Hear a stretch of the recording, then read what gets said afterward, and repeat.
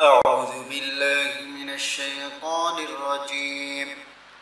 بسم الله الرحمن الرحيم. الذين آتيناهم الكتاب يتلونه حق تلاوته أولئك يؤمنون به ومن يكفر به فأولئك هم الخاسرون.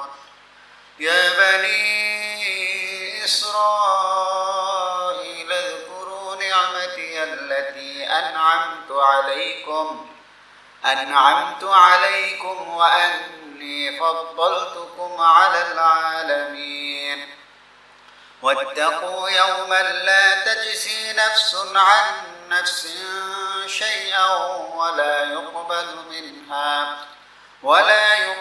منها عدل ولا تنفعها شفاعة ولا هم ينصرون. وإذ ابتلى إبراهيم ربه بكلمات فأتمهن قال إني جاعلك للناس إماما قال ومن ذريتي قال لا ينال عهد الظالمين.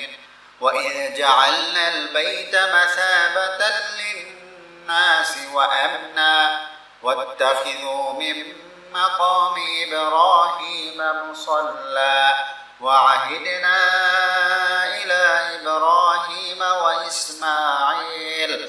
وإسماعيل أن طهر بيتي للطائفين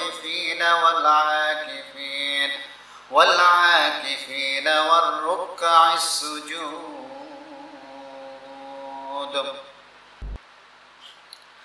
ইরশাদ হচ্ছে, আমি যাদেরকে কিতাব দিয়েছি তারা যথাযথভাবে কিতাব তেলাওয়াত করে, তারাই এতে বিশ্বাস পোষণ করে, আর যারা এর প্রতি অবিশ্বাস করে তারাই ক্ষতিগ্রস্ত। হে বানি ইসরাঈল, আমার সেই অনুগ্রহ স্মরণ করো যা আমি তোমাদের প্রতি দিয়েছি, এবং আমি তোমাদেরকে বিশ্বজগতের সকলের উপর শ্রেষ্ঠত্ব দান করেছি। আর তোমরা সেই দিনের ভয় করো যেদিন কেউ কারো কোনো কাজে আসবে না এবং কারো পক্ষ হতে কোনো ক্ষতিপূরণ গ্রহণ করা হবে না এবং কারো সুপারিশ ফল দিবে না এবং তারা সাহায্য প্রাপ্ত হবে না। এবং স্মরণ করো যখন ইব্রাহিমকে তার প্রতিপালক কতিপয় বিষয়ে পরীক্ষা করল, অতঃপর সে সেগুলো পূর্ণ করল। তখন আল্লাহ বললেন, আমি তোমাকে মানব জাতির নেতা করেছি।